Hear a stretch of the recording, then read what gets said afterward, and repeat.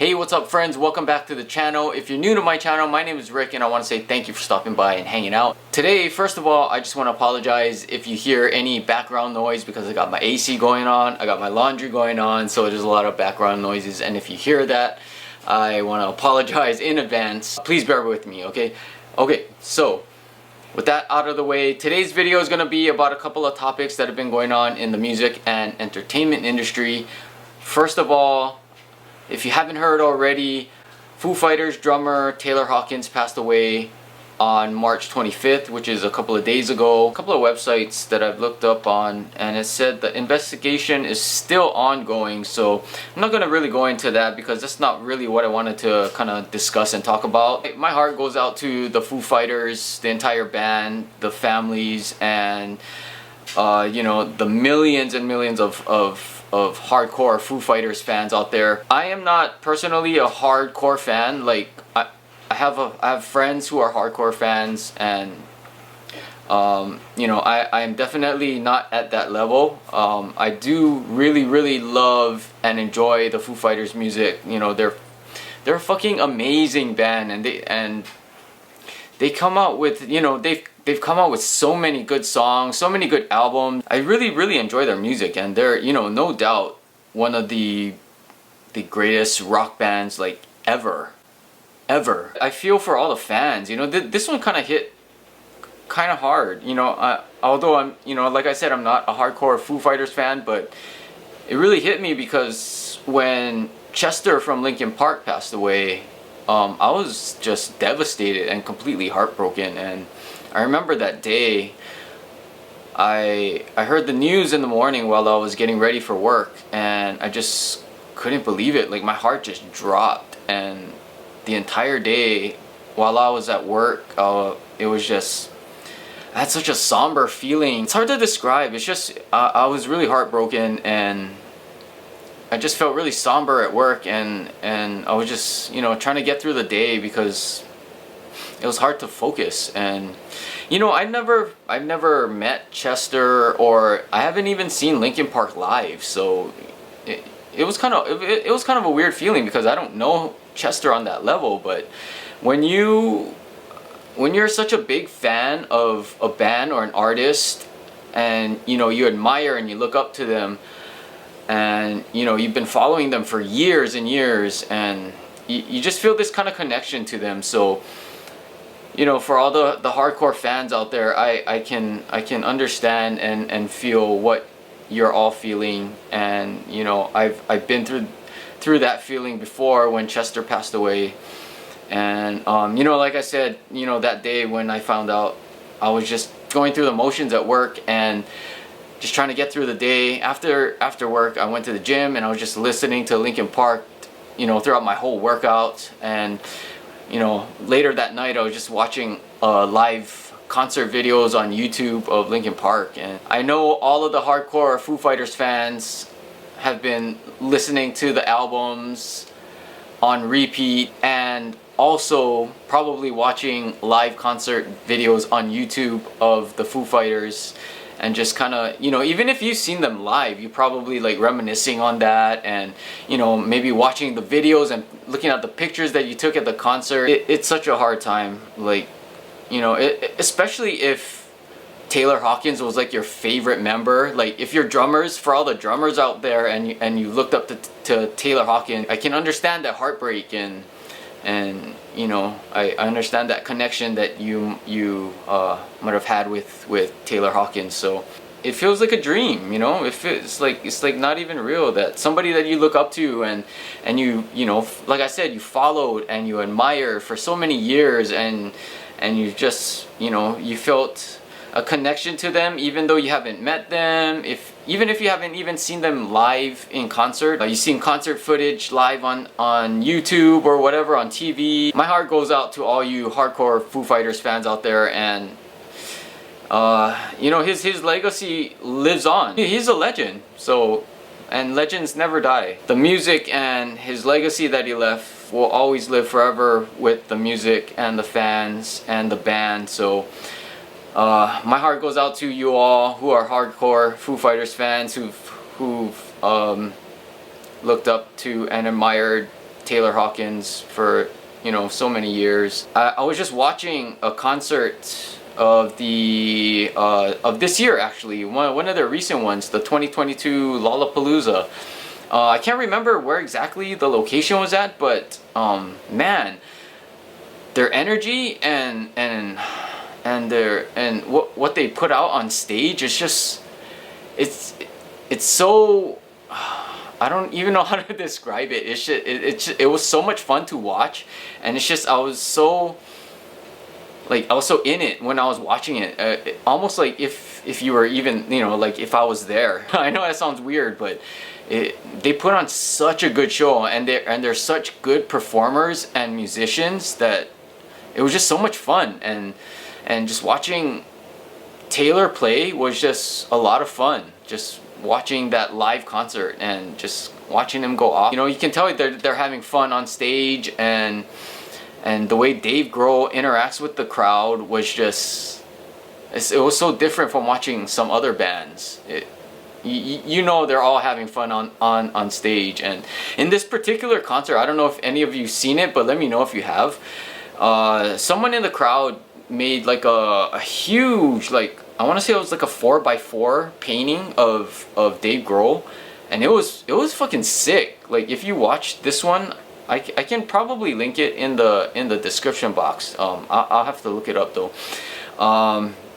But if you've seen this concert, you'll see it's big. Like, he brings it up on stage, and it's like, I don't know, like maybe, I want to say 4x4 or 3x3 or something. The artwork actually made it to him on stage, and he brings up that guy who did the painting. He brings him up on stage with him to for the rest of the concert, and I was like, oh man, that was so dope. That was such a cool moment. I want to say like a couple of years ago, I seen this clip of Dave Grohl playing with the little kid. I know it's been out there for a while, but I've only seen it maybe like a couple of years ago, and they're playing Enter Sandman, I think it was. It was this little kid. I don't know how old he was. Maybe like younger than 10 years old, I think. Maybe like, I don't know, 7 or 8. I don't know. I'll have to look at the clip again, but they're playing Enter Sandman, and it was just a lot of fun to see Dave Grohl bring him up on stage and to play with it. Again, my heart goes out to all you hardcore Foo Fighters fans, and I have no words, and it's hard to say anything to anyone grieving. In the concerts, you know, he looked like a really fun guy, and he put out a lot of good energy. He was an amazing drummer. He was a sick drummer, and I've seen other people post about him, other musicians saying that he was a fucking awesome drummer and awesome guy. So having other musicians say that about him is just, you know, that's legit, and he's on that level. So even Dave Grohl, if Dave Grohl says that you are, you know, like an awesome musician, then you know that this person is on that level. So you know, Taylor Hawkins was definitely on that level, and he will be missed by millions of fans. And my heart goes out to all you hardcore Foo Fighters fans again. Hang in there. So next topic I'm going to talk about is what happened at the Oscars, and I believe that you all know what I'm talking about already. I'm talking about Will Smith and Chris Rock, and if you haven't seen already what happened, then I'm assuming you've been taking a social media day off or something, because this has been all over Instagram. I opened up Instagram and was scrolling through, and the first thing I saw was this video of Will Smith and Chris Rock, and I'm like, what the hell is this? Did that really even happen right now? Like, is this real? Is this a bit? Like, I'm sure a lot of you thought it was a bit, but because that's what it looks like at first, right? For those that don't know what I'm talking about, let me put up the video right now. We can watch it together. I've already watched it, so for those of you who haven't seen it, this is going to be your first time seeing it. It's pretty trippy. So I get this clip from The Guardian. Here we go. Let's play this clip. You know who's got the hardest job tonight? Javier Bardem and his wife are both nominated. Now, if she loses, he can't win. Okay, so it's gonna come up right after this. It's gonna crack a joke to Jada. Lord! Jada, I love you. G.I. Jane 2, can't wait to see it. All Right right? there. So if you look over to Jada, look at her face, like she ain't having it. That was a nice one. Okay. I'm out here. Uh-oh, Richard. Yeah, and here you see Will Smith coming up on stage. Oh, wow. Wow. Will Smith just smacked the shit out of me. Take my name out your fucking mouth. Wow, dude. Yeah. It was a G.I. Jane joke. Keep my wife's name out your fucking mouth. I'm going to, okay? Oh, okay. That was the greatest night in the history of television. Okay.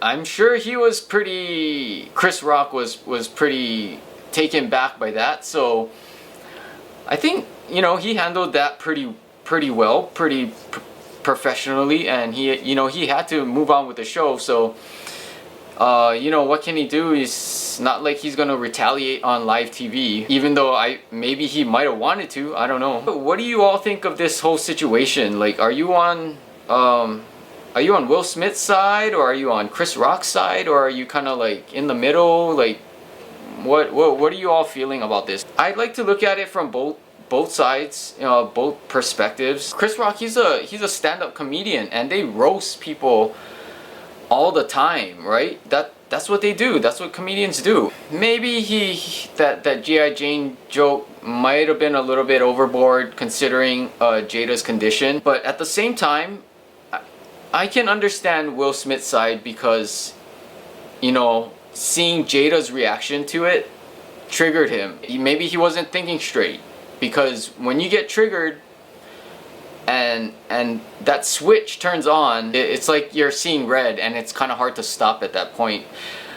But I think Will Smith could have handled that not in that way. I can understand Will Smith's anger in the moment, because he saw Jada's reaction and that triggered him, because that's his wife. When you see somebody that you love and care about, react that way from, somebody shedding on them, or, making a comment that might have been over the line, you're gonna stand up and want to defend them, right? So I can understand Will's side and having been triggered and wanting to stand up for Jada, because he loves his wife. That's Jada's his wife.